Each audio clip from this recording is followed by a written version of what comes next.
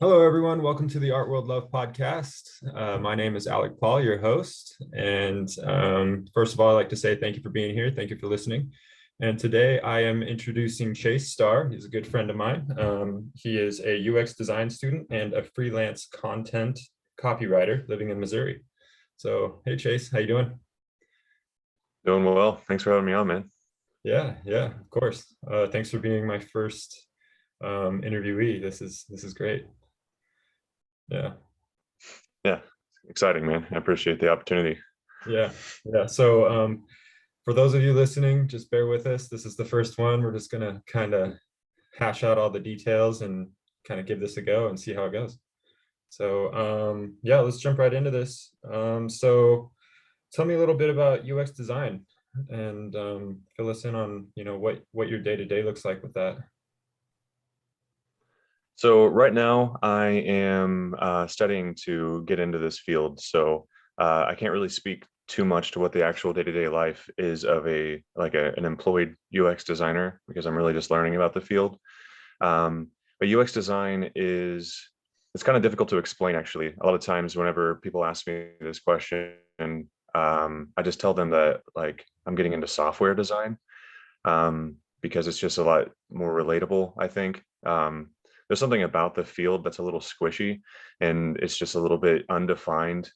So it's hard to explain to people, but it combines a lot of different philosophies and a lot of different modes of thought that didn't used to be really applied to designing software. So it's really trying to focus on the human aspect, the human element, and how the software that people use actually affects people's lives, what their real needs are. So from that basis, it involves a lot of psychology and a lot more research than you would expect people that are just like designing software, just kind of like I don't actually touch code or anything like that. I think the closest field that you could relate it to is like architecture. So I don't lay the bricks, but I would be the person that like blueprints it. But before you design a blueprint, you really need to understand the space and what it's going to be used for, and like how to make it aesthetically pleasing. And I think that's probably the closest bridge in that specific area to art is the visual design aspect, and everything that goes into that is really that's yet another area that it draws from is from like visual design and graphic design. So it's a huge umbrella of different skills that are required. I don't think anybody can ever say that they're like a master of the field because it's so broad. But yeah, it's really, really interesting. And I think it uh, done well can have a large impact on people's lives. So I find it really fascinating. I'm excited about it. Hmm. You mentioned that there's a little bit of psychology involved in that.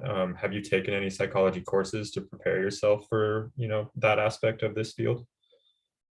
Yeah, so that's a huge part of my background. I got a degree in psychology. That was what my bachelor's was. And it's kind of interesting that this field sort of like fell in my lap. I never intended on getting into tech. I originally went into psychology and then kind of meandered from there. And then found myself learning to code in a job that had absolutely nothing to do with that. Hmm. Um, and I, from there, went into actually working in IT and sort of got burnt out on it's just sort of dry and technical. And I was like, I'm more interested in people. I'm more interested in like how these technologies actually improve people's lives. Hmm. Um, and I felt like I needed to kind of zoom out a little bit from just learning like the textbook technology and like how to fix things, how to fix hardware and software. And I wanted to kind of get to the point where I was actually creating things, like being in a more creative role about it. So it's sort of a perfect blend for me of like my psychology background and really having a good grounding on how people think. And then having the IT background, I can combine those two together. And the one element I was really missing was the visual design aspect of it. So that's something that it's been a huge focus of mine over the last 6, 7, 8 months is to really learn a lot of visual design because Hmm. there's a lot of people that come into this field from like graphic design, and they already know all of that stuff. They have a huge leg up. They need to learn psychology, and they need to learn IT, and they need to learn these other areas, but they already know how to use software to make things look pretty on a screen. And Mm, that's a huge part of what we do. So that's been a big focus on mine. And going down that rabbit hole of trying to learn that visual design is one of the things that really set me off on, I think, some of the other stuff that we're going to want to talk about, like the digital art and the NFTs and stuff like that. I don't think I ever would have learned about any of that stuff had I not focused so much on the visual design aspect of UX design. mm. Yeah, so like um I'm still stuck on that psychology part. I think it's like it's very interesting because I've taken psychology a few times as well. And yeah, like you learn a lot about how people's minds function. And so when it comes into like color theory in design, like you learned like what color combinations work best, how many colors to use in the design and stuff like that. Yeah, the foundational stuff is really, it was kind of interesting to me how little I knew. There's been a lot of people in my family that are really artistic, and I had just, for whatever reason, steered away from this information. And when studying psychology, I got some of it because I took classes on sensation and perception. So I learned more about like the biological side of how the body works. And so that it's even more foundational, I think, than color theory, because I think color theory is in a large part based on the psychology that underlies it. Mm, So I knew that, but I had never actually learned the color theory. I never learned about like the color wheel, and the different ways of like making like color combinations and stuff. So that's been a huge part of what I've been learning early on, because I knew that it was a big blind spot for me. And it's really interesting, like just the way that different color palettes are put together, and the I like to think about the emotional register that comes with different colors and different combinations of colors, and that plays yeah. into the branding. And it has a lot to do with the UX design, because if you're designing a product, like say you're designing an app for a financial institution, there are certain colors that work really well for those, and other colors that just don't. You want it to resemble something that people will associate with like security and trust. Mm, So how do you evoke those emotions when someone just looks at a product? Well, there's certain color combinations that people have in their heads that are associated with those things. So mhm, you have that to go on. If you were to make it like really like bright and like kind of silly looking, like it would be detrimental to the design of the app, even if it functioned perfectly well. mm, People just wouldn't trust it the same way. So it's mm. interesting, the interplay of like business and psychology and art and all these different things that come together. And you just really never know whenever you're looking at like an app on your phone how much thought and work really went into like why it is designed the way that it is. There's so much going on under the hood in the design decisions. And so that's what you're a part of, is that under the hood process and figuring Yeah, out ahead of time what's going to work and what's not going to work.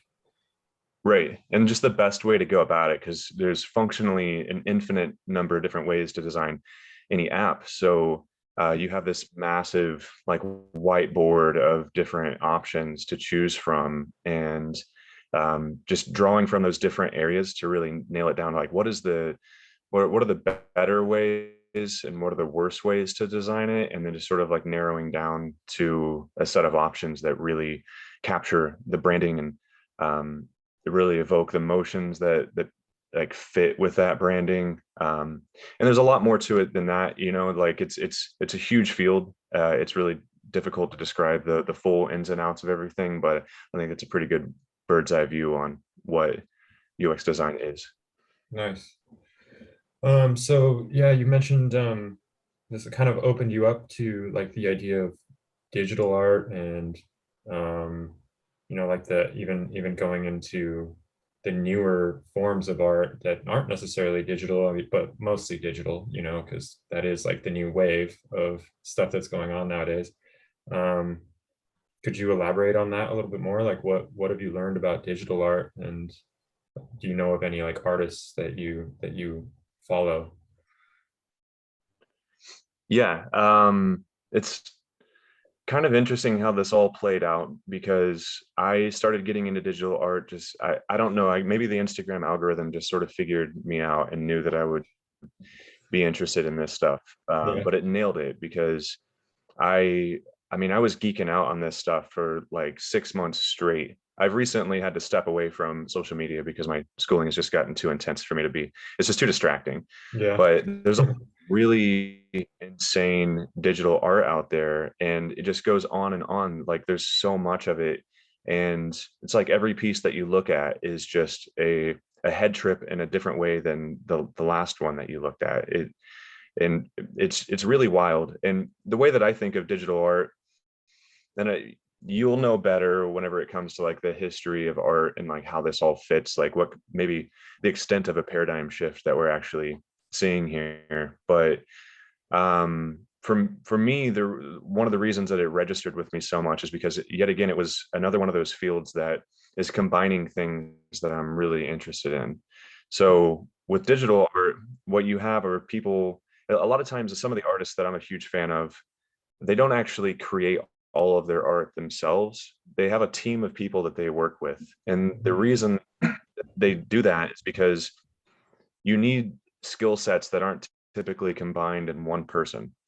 You need to have the artistic background and to really understand everything that goes into that and to have that inspiration. But you also need to understand the technical aspect of like how to actually use a computer to generate this kind of art. And that means there's a lot of like JavaScript coding and stuff like that that goes into it that they're just not teaching you that in art schools, you know. Mhm. Mhm. So this is an area of like modern art that you really kind of have to have that other side, that technical aspect. And one of my favorite artists, I know for a fact that he's not making all of his art himself because it's his projects are so huge that there's just no way one person could be responsible for all of it. So he's more of the visionary. And the guy that I want to talk about, his name is Rafik Anadol, and that's Refik and then Anadol. If anybody wants to look him up, Yeah. he is absolutely incredible. But he's got a whole team of people that are working with him and for him to be able to pull some of this stuff off. Yeah. Because what So he does, go ahead. sorry to cut you off. Yeah, but yeah, I've looked into his stuff and it's really immersive. Like it fills up the entire room. And Yeah, yeah, like you said, that would be impossible for just one person to pull off. right. Um, It's almost like a full performance, like a performance art piece thing that, I mean, there's got to be a whole team of like technicians. He's got to have people on his team that know how to do the coding and then like the just for background information for anybody that's watching this that doesn't know about the art that we're talking about, Rafik Anadol does like data sculptures, essentially, is what he calls them. So he'll take these massive data sets that he gets from different places and he combines that data. And a lot of times it's live data. So it's data that's not just like stored in a database, it's flowing in from some place. So he does some of these at like airports, for instance, to where they already have the ability to collect all this data in real time. So it's like the people that are checking into the parking lots, the number of flights that are departing or landing, sensors in the airport that are picking up on traffic of people walking around through the airport. And all of that information is being aggregated and sent through these servers. And they have this custom software set up to where it can take that information and visualize it, like visualize the data in the form of a like a living, breathing work of art. And it's absolutely breathtaking. And the most impressive thing about it is that at no point in time will it ever look exactly the same way. It'll be yeah. unique at every single moment going forward. And that kind of that just blows my mind that Yeah. we've gotten to a point where that's something like that's possible. Yeah, that's crazy. I'm sure he had to jump through tons of hoops just to get that like that availability Yeah. to get that data too. Like I'm sure he had to do multiple background checks, and they probably have him like in the system, fingerprinted and everything, just because he's accessing all of this data that's, not really supposed to be open to everyone. Right. Yeah. There's a lot of security concerns Yeah, for sure. there. So it's really wild. And I was kind of thinking about whenever I first came across his art, like how the hell do you even get to the point where you can make something like that? Because you Mhm, need that whole team. It's one thing to just have the idea and be like, well, that would be cool.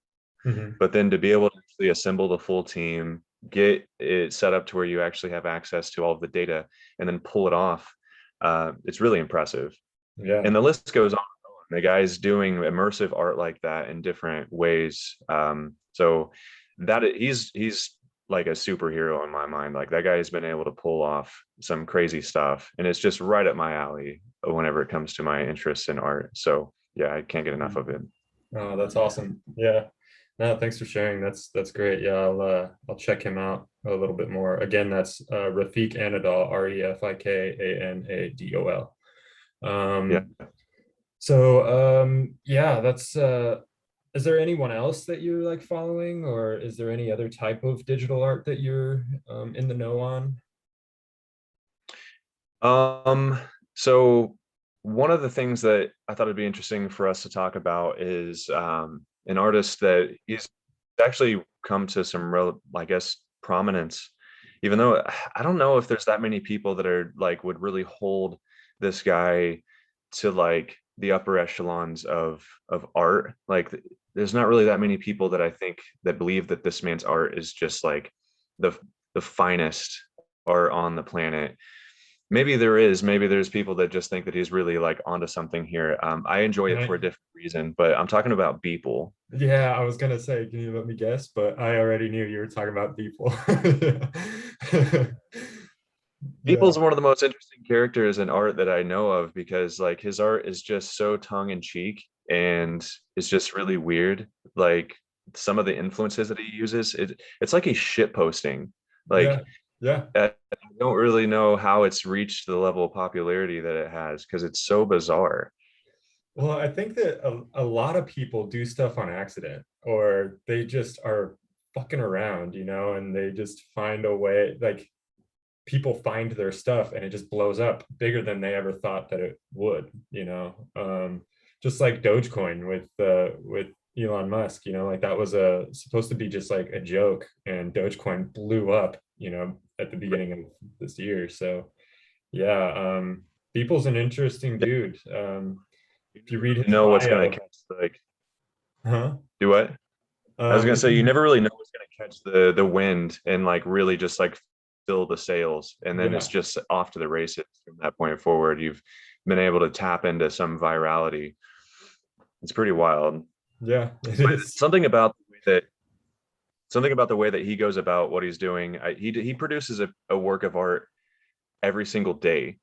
Hmm. So I think that that has something to do with why his art is the way it is because he needs to be able to produce it quickly. And that also allows him to be on top of like current events. So when something happens, he just gets the idea and he needs to be able to produce something that day. So he puts it up really, really quickly. So it's very relevant to like what's going on in the political world. And that I think has something to do with why it's so viral because that just hits with that audience and it's something that they're hearing about in all these other places. So it gets shared, it gets likes. It really fits the algorithm model that a lot of art kind of is reliant on these days because of social media. Yeah, one thing I've noticed, like when I was going to school for art, I noticed that people that really stood out in the art world in the past are people that basically recorded like historical events. And that's what Beeple's doing here is he's recording these historical events through his art. And you look at even like Da Vinci's stuff, he was recording inventions that he was making, and inventions that possibly did become parts of the world now today.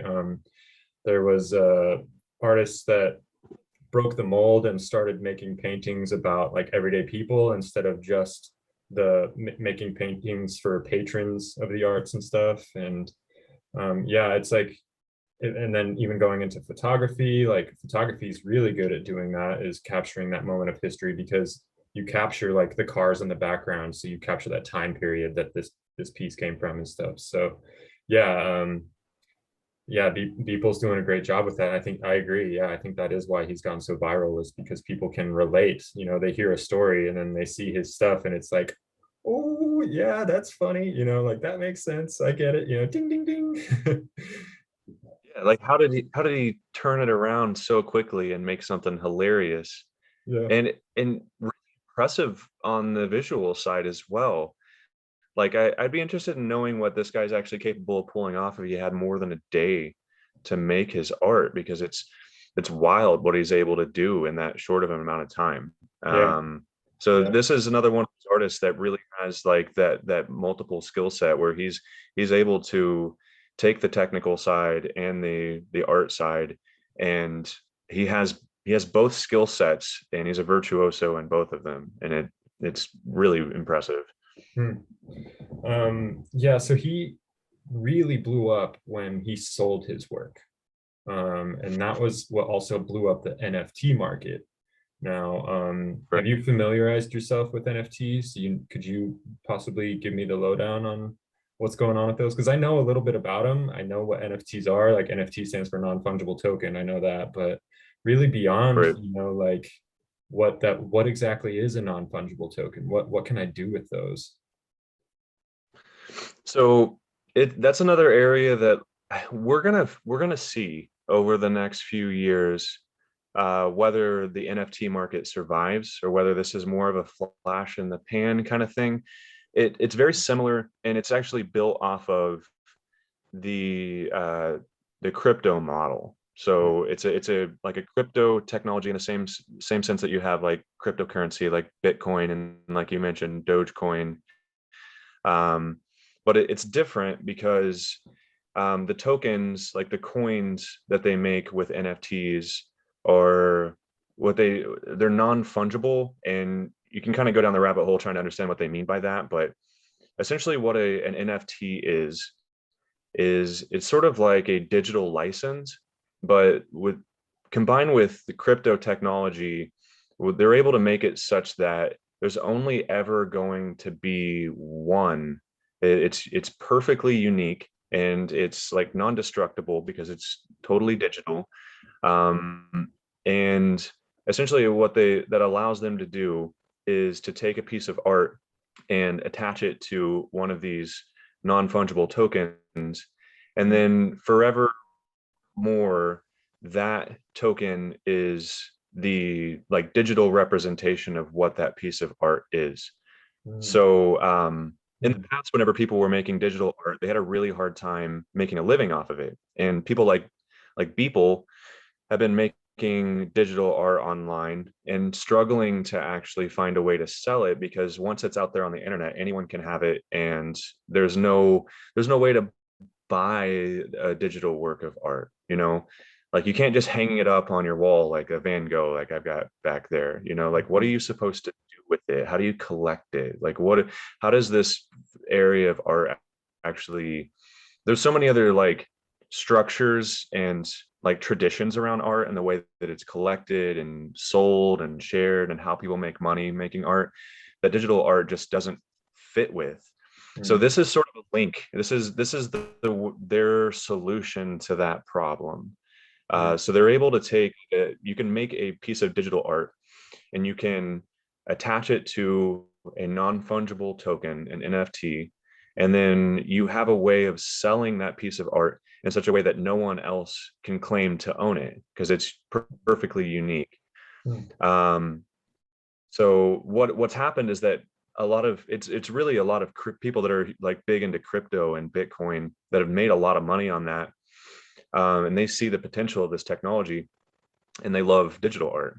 Hmm. And there's a whole community of these people, and they've turned around and decided that they want to try to get this off the ground as well, and they're taking a lot of the money that they've made through crypto and investing in NFTs. And the one that really like shook the world was the Beeple sale, because it was I think $69-70 million And I think that's like in the top 3 or 4 maybe of the largest, like the most expensive pieces of art that's ever been sold Hmm. ever. Hmm. And it But took a that guy wasn't, that, what was that? that wasn't just one piece of art though that he sold. He sold like a whole collection of his art, didn't he? Yeah, he sold like a ton of these. Beeple does this thing, like I mentioned before, where he makes a piece of art every day, Uh, and he labels them his everydays, and he posts them on his Instagram, and they're online. You can access them easily. But he took 5 years worth of those everydays and combined them into a single digital image, and that's what he took to auction. So it uh, was Christie's like art auction. He took that one collection and sold it as a single NFT. So uh, instead of it being like hundreds and hundreds of digital images that were all individual NFTs, he sold it as a single NFT. uh, And that one NFT sold for like $70 million dang. and blew up the art world. Absolutely just a bombshell going off because people were like, oh my God, like this is a way of making money now. This is going to change some things. Yeah, yeah. So like if what are there artists that are turning their physical art into NFTs as well? So like can you sell like maybe an image of your art as an NFT? Or maybe even like a sculpture? Like can you do that as well? So what's really bizarre about this field is that, I mean, the answer is yes. Like, there's not really any reason why you couldn't. You can attach an NFT to anything. Mm, So some really weird stuff has happened on that front, actually. Like Jack Dorsey, one of the founders of Twitter, I think he's the current CEO of Twitter. mm, He took his very first tweet ever, attached it to an NFT, and then sold it on one of these NFT marketplaces for thousands of dollars. So now someone owns the first, I think it may have been the first tweet ever mm. on Twitter, and it went up on auction. So So why what's would weird someone about it want is, that? Like why would someone even want that? You don't know? yeah. So the explanation that I was given on that front, because that was the first thought I had, is like, why would you want it?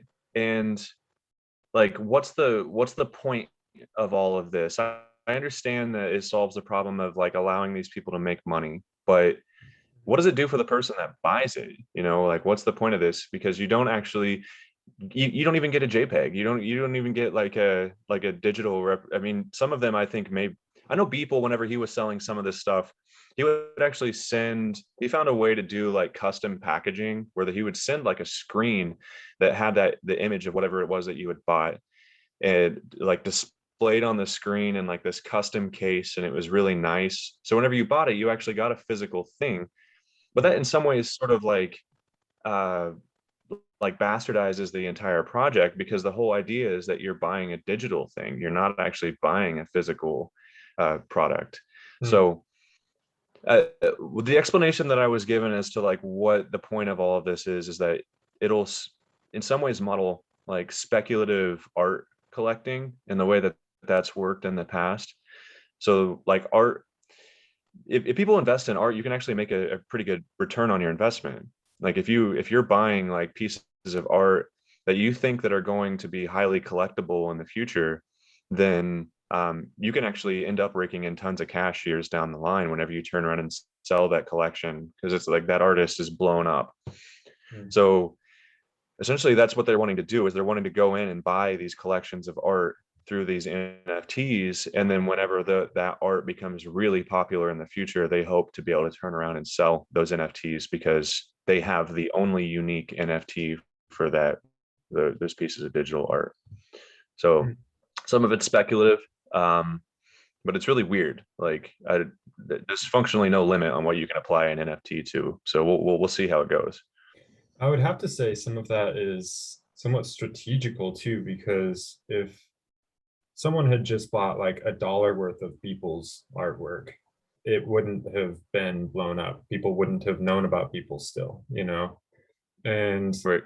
the fact that he sold $70 million worth of art, that person knew that that was going to get some attention, the buyer, Right. and with all of that attention, it probably is worth double the amount now because of the attention Right. that it brought. So yeah, I guess if I was to do an NFT, I would just find someone that's willing to bet on that, idea, and be like, hey, Yeah. try this out, you might blow me up and make some money off of it too, like, I don't know. Yeah, Yeah, that's and he interesting. tested the waters. I know he tested the waters before he sold that one. Like he did a few smaller sales to kind of try to gauge the value and like how much money he would actually be able to make. Because once it's kind of a roll of the dice, you take 5 years worth of your art and put it all in one collection and sell it in a single auction. Um, you better hope that it lands and that somebody's actually willing to spend the money on it. Because if I mean, what if he would have made like 30 grand on it? You know what I mean? 5 years worth of work and he made 30 grand. Like Yeah, it could have flopped, there's a bit of risk involved there, but it yeah, definitely hit. dang, that's cool. Yeah, like it's just really hard to wrap your mind around. Like I'm having a hard enough time with the crypto. I think I'm finally getting a grasp on that. um but yeah, the NFT thing, I mean, makes more sense now that you put it all those, you kind of like broke it down for us dummies, like it makes a lot of sense.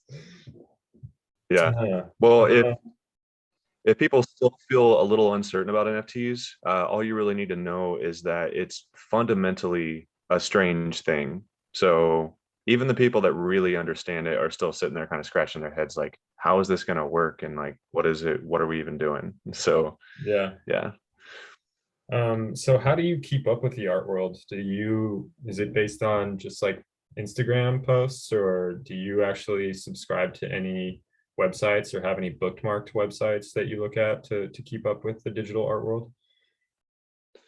So I found um, sort of some back channel ways of getting to these digital artists. I say back channel, and they probably hope that they're a lot more like public facing than they are, but a lot of these artists have portfolios of their work online. Um, and as being a UX designer, I've kind of like been doing a lot of research on like portfolio design and like how to represent your work in a digital way online. So in that way, I've kind of stumbled across a lot of portfolios of people that do the digital art as well. And to me, anything that goes up on the internet, if it's not on social media, it's somewhat buried these days. Like, how are you even going to get traffic like to your site? Like everything kind of comes out of that central hub anymore, for better or for worse. But so yeah, I very recently stepped away from it for time management's sake. But I think social media is one of the best ways to come across this type of art, because it's just kind of perfect for the format. It's so easy for them to just take their digital art and upload it, and then the algorithm can just do the rest Hmm. for them. And that's primarily how I've come across digital art. That's how I was introduced to all of it that I know about at this point. And but there are some really impressive portfolios out there, and I don't know how to get that information out to anybody that may be watching it or this right now. But if you just kind of look up digital art portfolios on Google, I'm sure you'll come across some really interesting stuff. Okay. um yeah, like I guess I use social media quite a bit to find the art that I'm interested in. One thing that I've recently started doing is, if I found that like if I use a hashtag for something, for like an image that I post, I go and search that hashtag just to see what everyone else is posting with that same hashtag, and sometimes I'll find something that's like right up my alley because of that. Um, yeah, and like, I don't know, there's a lot of art websites that I'm following now, but that's just because I've been turned on to them through like professors that I've had, and other people, other artists and stuff. They'll send me like a link to an interesting article or something, and then I noticed that that's on like a big art website, and I'm like, oh shit, I'm gonna bookmark that, and save it. There's a lot of really good ones. I also follow a lot of what are they? Galleries. I follow like gallery websites are really good because they have exhibitions coming in and out all the time, and so you can see a lot of new work that way as well.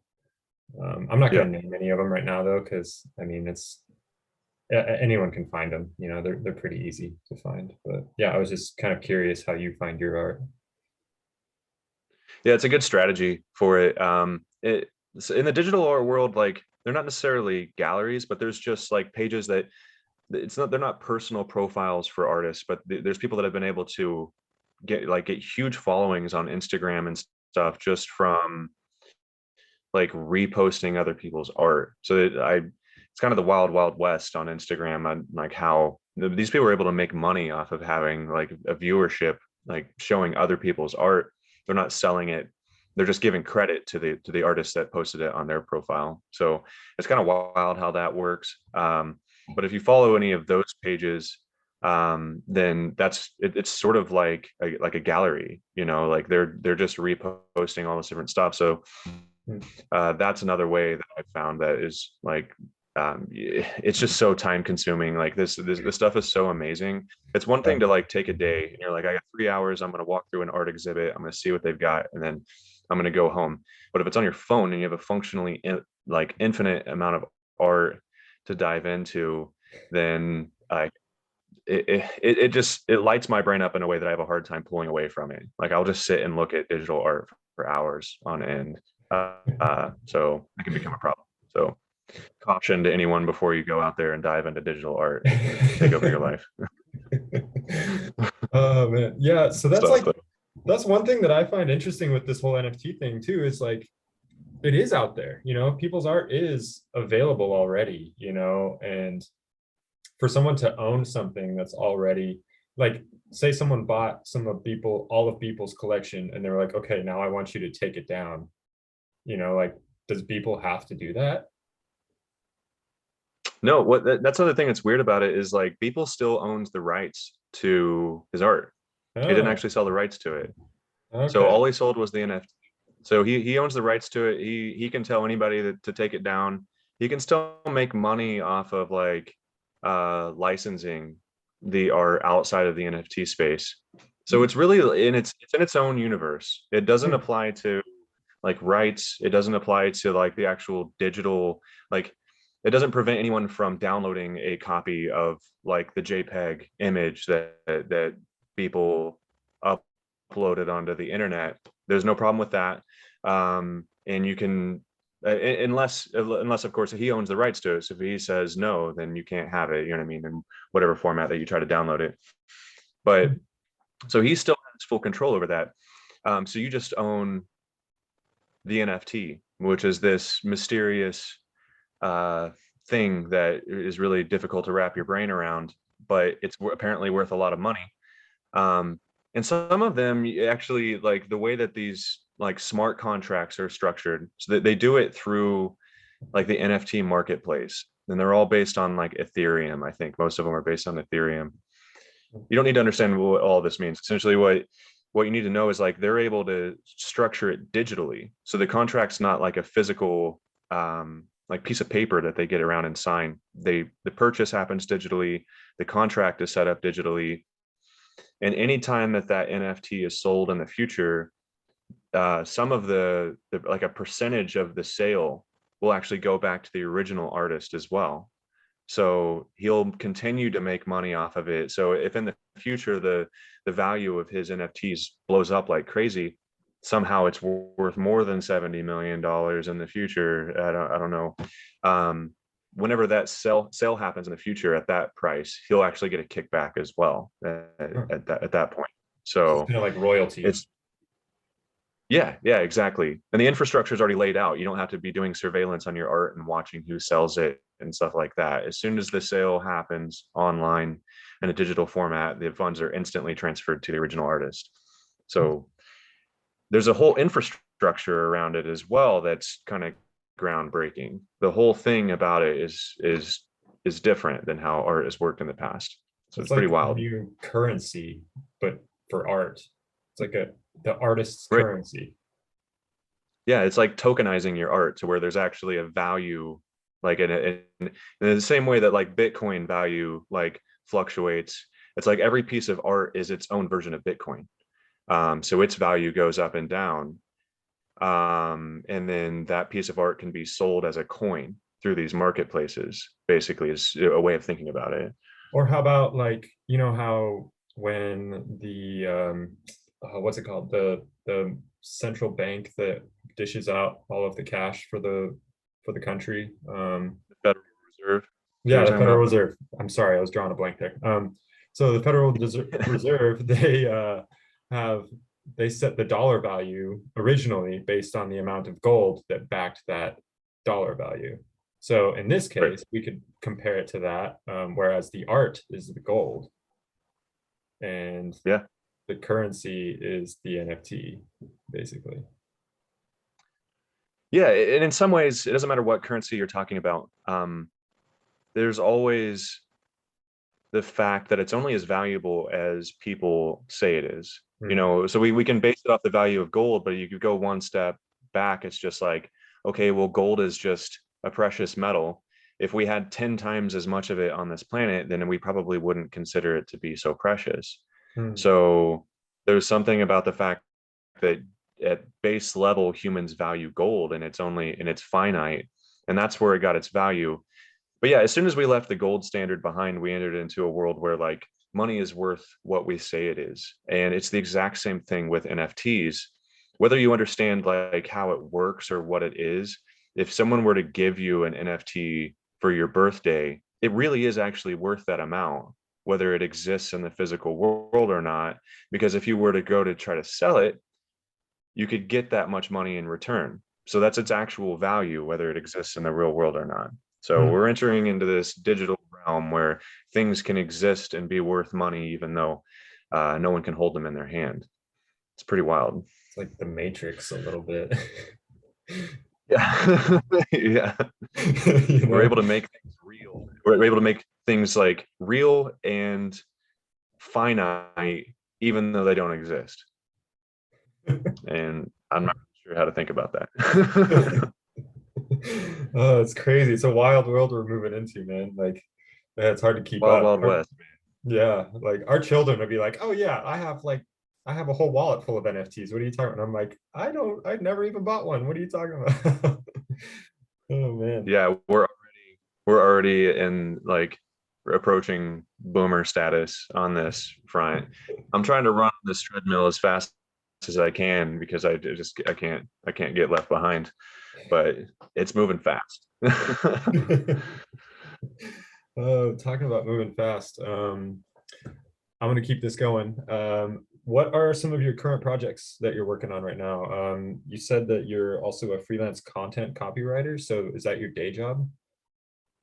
Yeah, that's how I make money right now because unfortunately all the hours that I put into school just kind of go off into the abyss and hopefully I get the value in return from what I actually learn from doing all of that, but you got to support yourself somehow in Yeah. this world, you know. So yeah, I've really lucked out on that front. And maybe one thing that we can kind of talk about because it's sort of related to like how people are making art with what we were just talking about is like freelancing and what it's like to this remote work. The fact that we're having this conversation over Zoom right now is really interesting. Like Yeah.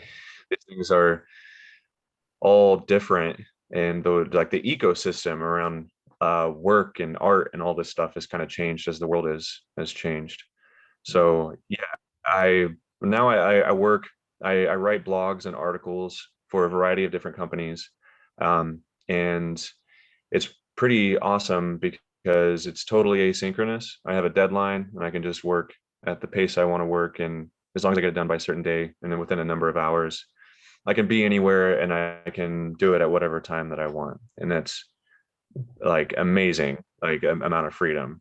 People ask me like, when are you busy? When are you working? And I'm just like, literally, just tell me when you want to do something, and I will work around it. I can just do. It's totally squishy and like plastic in the way that I structure things now. Nice. That's Yeah, awesome. Yeah, that's it's nice to move out of the industrial revolution's form of the workday, you know, like Yeah, that work model sucks. Life's I still a lot work of, a 9 to 5, and yeah, I must say I'm slightly jealous of you being able to just do whatever you want, whenever you want, and still make money doing it. Um, yeah. One so thing are that I you, found, what was oh, that? go ahead.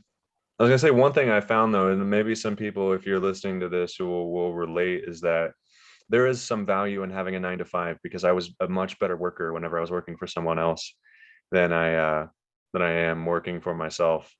Uh, It's hard to be the worker and the boss at the same time. So even though you get all that freedom, you also get like so much more responsibility in that world, and it doesn't come without its challenges. Say that. Requires a lot of discipline within yourself. Yeah. So much. Yeah, it's I haven't figured that one out yet. I'll say that. Yeah, because you could be like, sit down, got your coffee, got yourself all set up, and you're getting ready to go type, and then you're like, I'm gonna go watch some Netflix. Yeah, if you're prone to procrastination, then you may be underestimating the value of working a 9 to 5 because it forces you into actually being productive with that time. I think the people are like wages are way too low. People deserve to be paid a lot more whenever they're doing that kind of work. But there's something about like having a structure and it being somebody's job to get onto you. Like I almost like if I made enough money, I would just pay someone to just stand there and like watch me work. And the moment that I like my mind drifts onto something else, just slap me with a ruler or something and get me back on track. Because that would be worth my money. I would legitimately get value out of having someone around to do that. I tell you how you can do that for free. Get a girlfriend.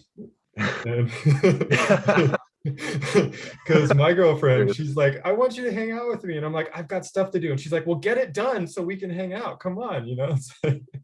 That's true. That's true. Or I don't wouldn't get a say that's for, girlfriend, whatever. It's up to yeah. you.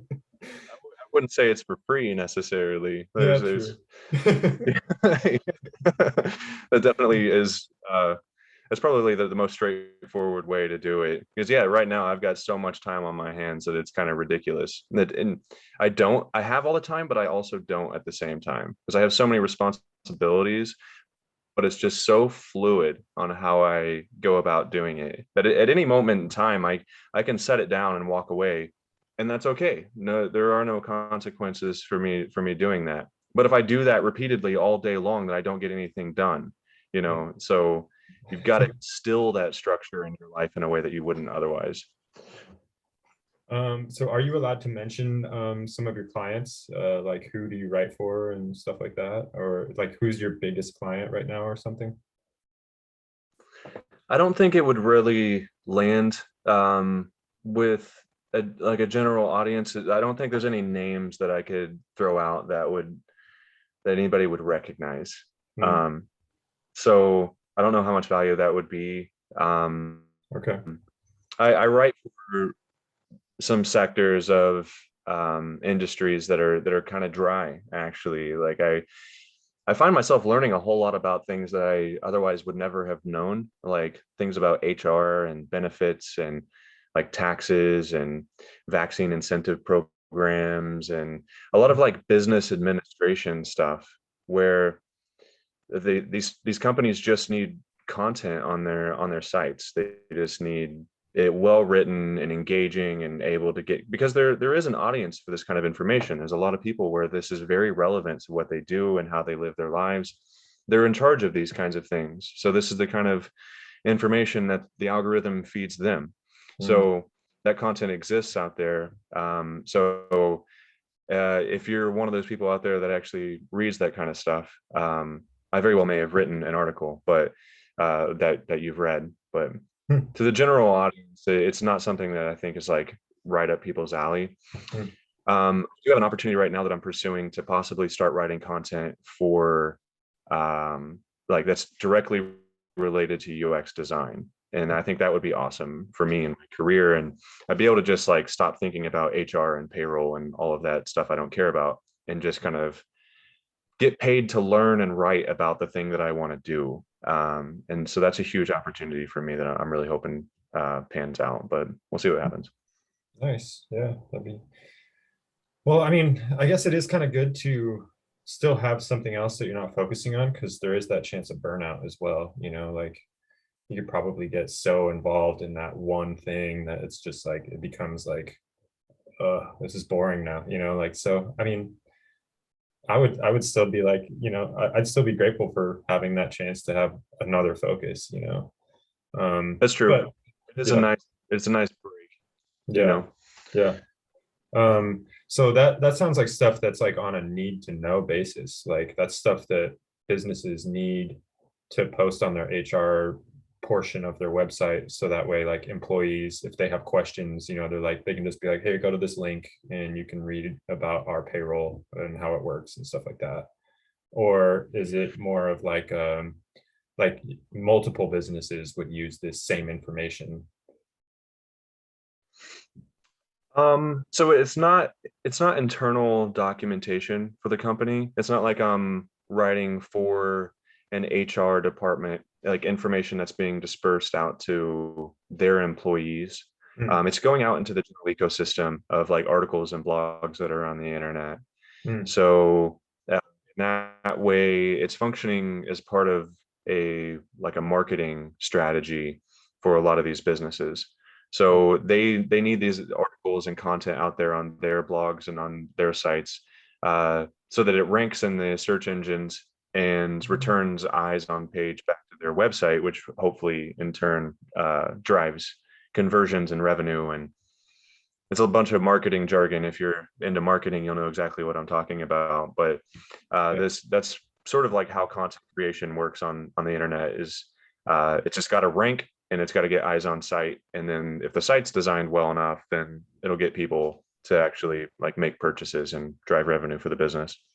So it's So keeping businesses relevant, basically. yeah.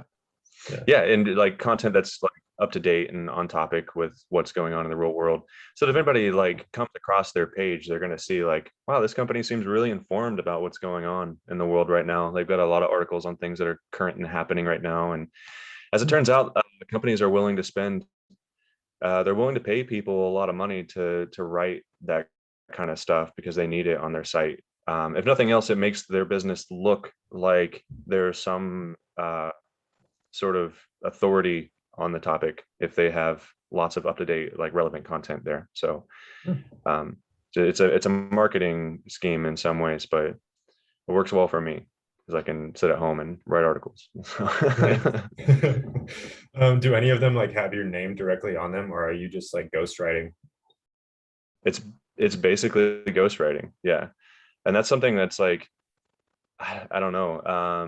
I'm not necessarily like in this enough to feel the pressure to like not talk about it, but I know that there's a lot of pressure around ghostwriting for people who do it to kind of keep their mouths shut about what it is that they do. So it's not a super well-known thing out there, but anytime I talk to people about this, it kind of blows their mind because the impression that I've gotten from doing this kind of work is that I don't know what percentage it is, but there's a large percentage of the things that you read online that were not written by the person that has their name on them. So you have no idea where they've come from. It's made me very skeptical of a lot of things that I read online because I'm just like, I know that I don't have any authority personally on a lot of these different topics, but I'm still able to write the blog, and then it goes under somebody else's name that has authority on the topic, and then other people are reading it and believing it.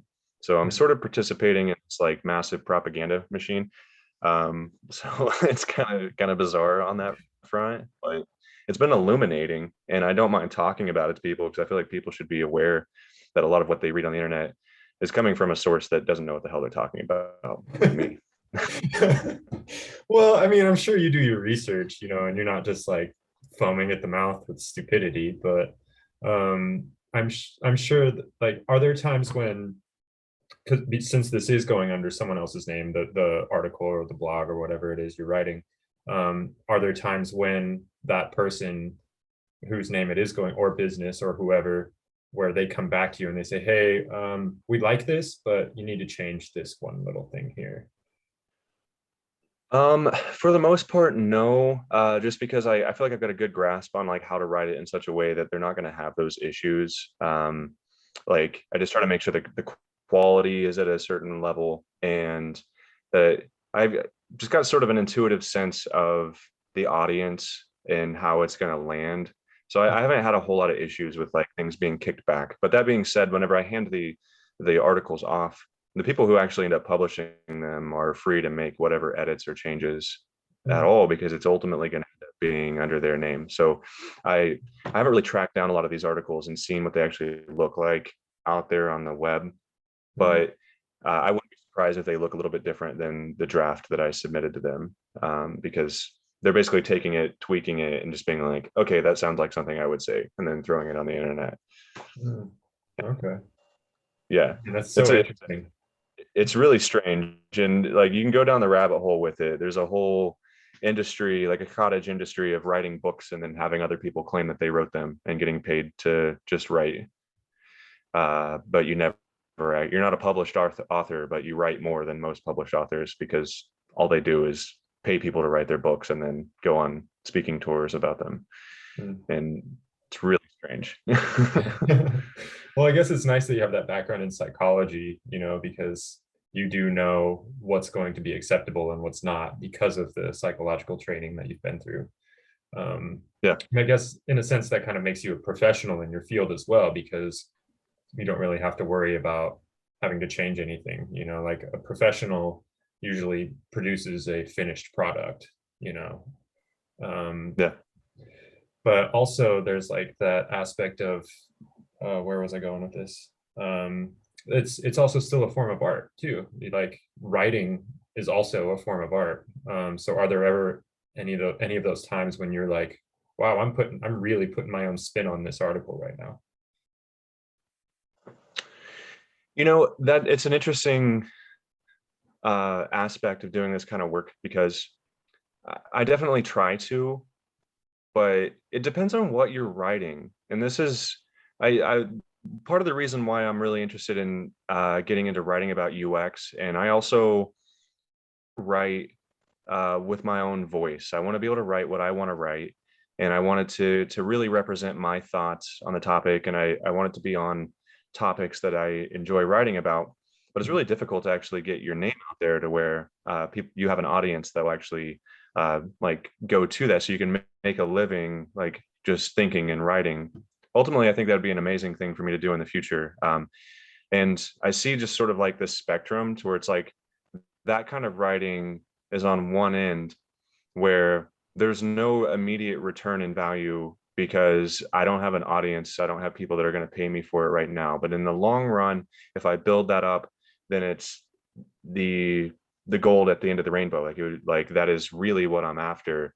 Um, but in the short term, on the other end of the spectrum, I get these articles handed to me and I need to write them, and they're much more narrow. It needs to be written for a specific audience. It needs to be on these specific topics.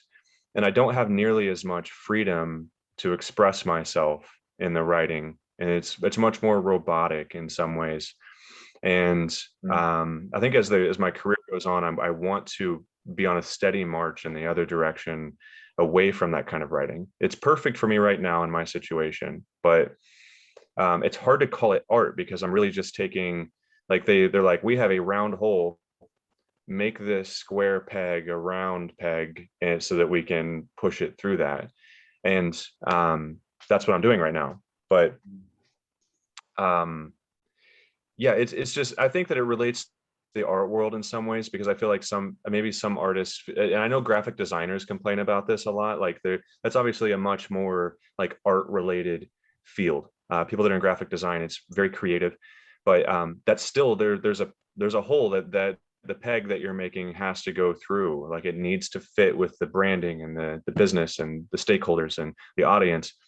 Mm. um, so you don't just have the freedom to just the graphic design at your will.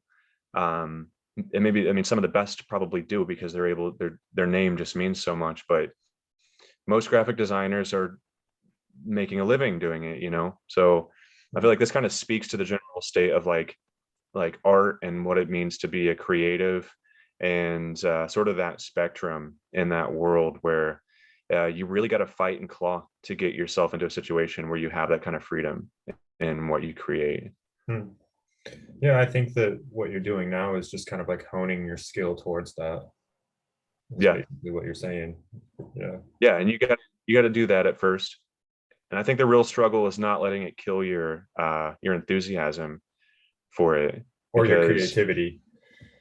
right, Yeah. yeah, don't let it snuff it out. Like you see it as like an end to getting towards that other end of the spectrum. So where if you've done that work, but don't let it kill your enthusiasm and your just the ethos that you've got, that you want to have that freedom. And it won't kill your drive if you do that, and just kind of know that it doesn't always have to be like that. It doesn't always have to be like just performative, like you're making a piece of art for a specific purpose. Eventually, if you do it long enough and you keep working, you can write or paint or make music or whatever it is that you do in such a way that it's a true expression of you without any uh, outside influences. And you can still make a living doing it that way in the future. So, okay, hopefully. Nice, yeah. Um, so we are coming up on an hour on this talk. And so I have this question that I'm going to ask every interviewee from now on or for forever during this podcast. And it's my most favorite question to ask people. What is your definition of art? Because there are so many All different definitions, like art is such a fluid and different thing, and everyone has a different perception of it. So I want to see what you have to say on this. sure. So, to me, art is, I guess what I want to relate it to is something that's like near and dear to my heart, and really influential to me, and that is meditation. And I think it's probably a really strange segue in people's minds to take off into whenever you're talking about art. But if I will, to me, art is something to be experienced. And just to put it like in the most plain terms possible, it's it, there's something about art where it's like it's not just about the physical existence of an object. It's not about like it can be digital or like whatever format or method. That's art's intentionally vague in that way. It's very, very broad. But regardless of what method or whatever it is, it's something that's made to be experienced by someone. And the reason that I say this is related to meditation is because whenever you meditate, you're really honing in on like the feelings and thoughts and sensations and everything that's kind of arising in your mind from a moment to moment. And I kind of think of whenever people go to art exhibits that don't meditate, or like, and I don't like, there's not a ton of really awesome art installations like near where I live. So it's a pretty interesting experience for me whenever I walk into an art exhibit, because, and I think this is true for most people, whether they meditate or not, whenever you look at a piece of art, you start being mindful of the emotions that it evokes in a way that I think that most people aren't mindful on a moment to moment basis throughout the rest of their lives. You see it and you actually ask yourself, like, how does that make me feel? Like, what did that do inside just by experiencing this piece of art? And there's that emotional register. There's something like like a mental flavor almost to like looking at a piece of art, and like that experience that comes up. So whether people know how to meditate or not, I think that it's like art kind of forces people to be mindful and to kind of introspect and look into themselves, and the why it is that the experience was the way it was for them. So that's my long convoluted explanation of what art is to me. No, no, that's good. That's like I think that's why people put art like in their house and stuff, and why people choose to live with art is because it's like that daily reminder that they get to see, like it's that daily feeling that they get from that piece. Um, Yeah, there's an energy that it radiates out to whenever you're like looking at a piece of art, and whether your mind is like trained on it or not, you can just have cool art up in a room and be totally distracted focusing on something else like cooking a meal. But the fact that that art is in the room and the room is set up, is like the feng shui of it still has an effect on your stress levels, and like it modifies amplifies your actual experience of the world just by being in the presence of art like that. So yeah, it's like somehow like pseudo like voodoo stuff going on there a little bit, but and it's true in terms of the psychology of it. Nice, nice. That's awesome.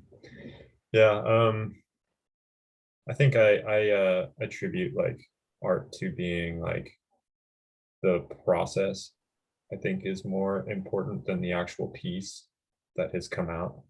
You know, like the story of how this piece came to be is more interesting to me than the actual piece.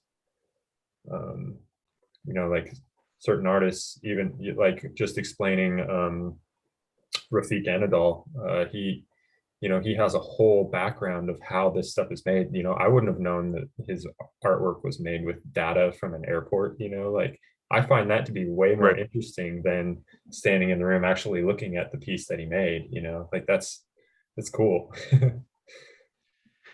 Yeah, that's very true. And I think it's really interesting, like you were talking about at the beginning of this section, how like everybody's got their own definition of what art even is. We all have like this intuitive understanding, but it's can be so different from one person to the next. Like Mhm. what's and even if you agree on what art is, it's like what's the most important aspect of it? Like it's really interesting how just sort of up for grabs some of the stuff is. But I think that maybe your background as an artist has probably influenced that because you know a lot more about the process that people go through, and what it takes to create a great piece of art. You have to have, this is me as an outsider speaking, but it seems like you need to have that story, you need to have that inspiration for it, in order for it to really land and to drive you to make something great. So yeah, Yeah. I think your perspective in the art world can change what your perspective is of art itself at large, you know? Or even just life itself, you know, if you have a really weird twisted perspective compared to other people, of course, on just life, then your perspective on how art is made is also very different, you know. Right. Yeah. Yeah. It's closely intertwined with like what it just means to be a person, because like I don't know if any other creature on this planet would have any idea really of like what an artistic experience of something is. It's something deeply human, in my Yeah. opinion. Yeah. It really kind of goes to the core there. It's Yeah, cool very stuff. much so. I think it is because you don't see, not even monkeys, you know, like you don't see our closest ancestors carving stuff into the trees that they live in and stuff like that, you know, like no other animal makes art like we do. However, there are like birds and fish that make like their pretty um landing pads for like their mating partner, you know, to get them to Right. notice them, you know. So maybe that's how art started with humans too, was like, hey, what if I make this pretty thing, then maybe she'll like me, you know, like Right. Well, I mean, you take it a step further and go into like evolutionary biology. Look at like peacocks, you know, and look at like flowers and why are flowers so beautiful? Why are the peacock feathers? Why do they look the way that they look? Why is so much of nature just stunningly gorgeous to us? And I feel like there's a like obviously huge inspiration for a lot of art comes from nature and from biology. And um yeah, there's some of the most beautiful things that you can look at on the planet were not made by a human being. They were just, it's just the way life works on this planet, is that it's beautiful. And that's pretty amazing, and it's a huge like pull for people to draw from whenever it comes to making their art. So it's hard to say like, is art really a human creation, you know, whenever there's yeah. that many things that beautiful out there in the world, like, or has art really been here all along and we just sort of stumbled across it? I don't know. That's a tough one. Yeah. Really deep there. No, that's awesome. All right. Well, yeah, I think we've hit an hour. Do you have any questions for me or anything? Or Yeah, I mean, we've spent a lot of time talking about like my background and how I came to this first episode. So maybe we dive into your background a little bit, man. Like, so, Alec, who the hell are you? Like, why am I looking at your face right now? Why are we doing this podcast? Uh, well, thank you. I appreciate that. I wasn't really gonna try to talk about myself too much. I have to, like make certain anecdotal, notes here and there just to, kind of stay relevant within the conversation. But yeah, I guess I can dive into a little bit more of like why I'm doing this and how I came to this moment. I'm an artist. I've always been an artist ever since I was a little kid. I've been drawing and making cool shit and just, making my family like wonder like where does that come from? So I've had like an innate, um, I guess, talent with art, and I've had many trial and errors with many forms of art and many attempts at becoming an artist. I went to the first attempt at going to college. I was going to be like an architectural engineer, and within my first semester, I realized that that's not what I wanted to do, and dropped out. Took 6 years off, just went and messed around and stuff. And then when I finally did go back to college, I was like, I think I should go to college for art. Um, Made it into the BFA program, the Bachelor of Fine Arts, and by then I was also the president of the UNO Art Club at the University of Nebraska at Omaha. And so I kind of like took a leadership role all on my own, because I was the one that restarted all of that. And by the time I graduated, though, I was like listless because like going through, like you're busy with school, like you've always got something to do, something to work on, and that's how college was for me too. So whenever I got out, I was like, man, it's really hard to stay disciplined and keep making art, when I don't have all of these assignments for making art.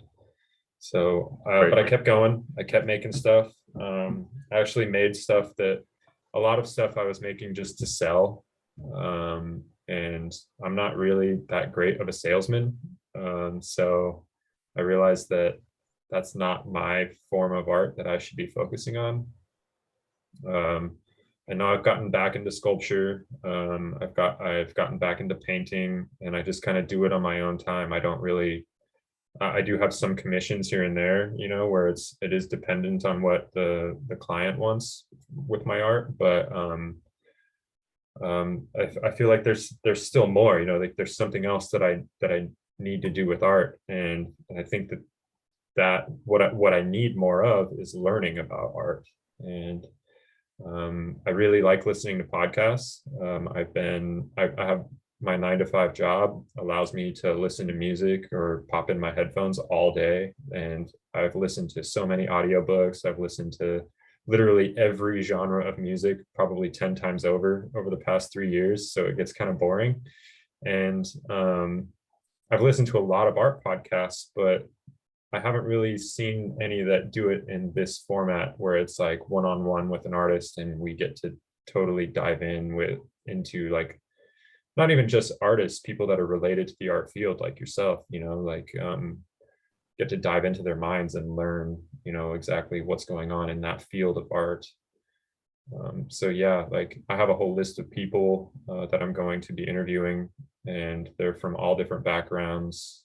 They're not just designers, they're not just painters, like I'm getting sculptors, gallery directors, all these different types of people. And I think that it's going to also open up my mind to what's possible with the art world. So that way, maybe I won't feel like I'm in as much of a stalemate, you know? Cool. But yeah, that's pretty much it. That's why I started this thing. And it's been fun so far. I like it. Oh yeah. Yeah. Yeah, I think it's a good format. Because yeah, like otherwise you wouldn't really, I feel like people in the art world, you kind of get siloed down into like your influences and your art. And there's a lot of, it's got its fingers on a lot of different things, like art is not just art, it's also out there in the world. So one of like what I do, and there's a lot of other things like graphic design and marketing and stuff like that, where I don't know if these people would necessarily consider themselves artists, but the influences of art are very broad reaching, and their fingerprints are on a lot of different stuff. So Mhm. there's a really broad swath of people that you could bring on here and get their perspectives of. So it's Yeah. a pretty cool project, man. Thank you. Yeah, and I think that being an artist is possibly the hardest thing you could ever do. Like out of any profession, like it's Right. so damn hard. Like because you have to completely rely on yourself. I mean, other than like being a mogul, of like a tech firm or a tech company that's creating some new innovative software or something, that even in itself is an art form, because you're creating something new and unique. But yeah, like being an artist, just an artist, like a visual artist, being a sculptor or a painter or something like that is like so difficult because you have to treat your practice like a business. And Right. everything that like you have to document all of your work, you have to put all your ducks in a row to make sure that you're getting into shows. um Even then, like hopefully one day you get a gallery representation so that way people can actually start seeing your work and buying your work and stuff. It's just like so many hoops that you got to jump through, and it's not just like an overnight process. You have to work on this for years and years and years to finally get to that point where you're actually successful with your career. Some people are Yeah. just extremely talented, way more talented than I am, and people see their work and it just blows up like that, and those are the lucky ones that were born with that innate talent. And I have a little bit of that, but it's not enough to bring me fame and fortune. I could honestly care less At least about the not. fame part. Like I don't care about being famous, but I would like to have that freedom, of like having enough money in the bank to have like all of the fun stuff to make my art with. Right. Yeah. Yeah.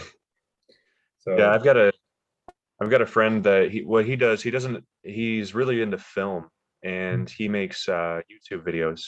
Uh, and they're incredible. Like I had no idea this guy had it in him. I knew he had an encyclopedic understanding of like cinema, but turns out he's like incredible at making YouTube videos as well. And his page is from my perspective is blown up. I was one of his first Patreon supporters, and I had no idea. I was just like, yeah, I'll help my buddy out with this project, and then like it took off for him. And I don't know if he even does anything outside of that for work now, but I've watched some of his videos recently, and he's like, I don't even care about being like famous. I don't care about anything. I want to make enough money to where I can do this and not be so worried about keeping the lights on in my apartment. yeah, And it's like, why is it so hard for me to do what I love? And it's like, I don't want to be like uber wealthy. I just want to not be so freaking stressed out all the time about stuff. Like, I just need like that bar. Can we just hit that bar with it, please? yeah, And it's just kind of heartbreaking. It's like, man, this guy's super talented and it's actually working for him. And it's like, man, you got to find a way. The people that are in that situation, if you're almost there, then like it's worth it. Like get yourself into that situation, because I don't know, like there's not that many people that actually even get as close as you and is what the guy that I'm talking about has. So it's it's a dream, but it's an achievable one. yeah. It's freedom. It's basically freedom at its finest. You don't have to listen to a boss tell you what to do all day. You get to be your own boss. There is a Right. level of discipline there. You have to be disciplined and make sure you still get stuff done. But because Yeah. you can't just sit around and do nothing and expect to make money doing that. Like Right. I'm sure some people do, like, but there's still a camera involved. There's something like Yeah, there's something that they're doing. They figured something out. There's some brilliance going on if you're able to make money at that level in this world. yeah, But yeah. What's his name? It might be interesting to have him on one day. His name is Dan Netzel. Okay. So yeah, he he's a really interesting cat. I actually just met him working at Starbucks, and um, he was just like one of the homies back in the day, and he just told us he was starting a YouTube channel, and it's kind of blown up. I think he's changed the name of it recently, but Yeah, what's it his was YouTube originally called channel? What was it, that it again? was originally called Film Radar. Okay. Yeah, I think he's changed it to his name, like Daniel Netzel or something like that. But if you look up Film Radar, you should be able to find it. And he goes through. The guy was amazing. We used to just sit around and watch movies with him, and then we'd give him the remote, and as the movie was going on, he would just like pause it and then give us the download on like all the context that's going on with the characters and the background and all these interesting nuggets about the film. And nobody minded the movie being paused at all because it was so interesting to have him there like commentating as we went through, and it changes the experience of watching the film because there's so much stuff that I just never would have noticed otherwise. Hmm. And then he would just like hit play and go through, and it was absolutely mind-blowing. So then he decided to create a YouTube channel making videos, like kind of giving this context and background to these films. So there's a bunch of stuff on there. He's got a ton of really great content. So huge shout out to my man Dan Netzel. It's good Nice. dude. Cool. Cool. You got any other shout outs you want to do? Anything you're working Um, on? Any people that come to mind? Anything that you want to just throw out there to the world for them to go check out? I wish I could think of some of the names of some of the things to follow on Instagram, like some of those. There's one called Sound Soul. I think it's sound SOUND and underscore soul like SOL. That's one of my favorite Instagram pages. It's one of those, they're like a curator sort of. Um, but like in my, as far as like other people that I've known that have done things in the art world, I've got a lot of friends that have had some success making music and stuff like that, but not many of them are highly active these days. So yeah, go check out Dan. I don't have much more on that front, unfortunately. No, that's all right. Well, hey, let's wrap it up. Thank you again so much for being here, man. This is great. And maybe we'll have you on here in like another year or so, and we'll see how you're doing with UX design.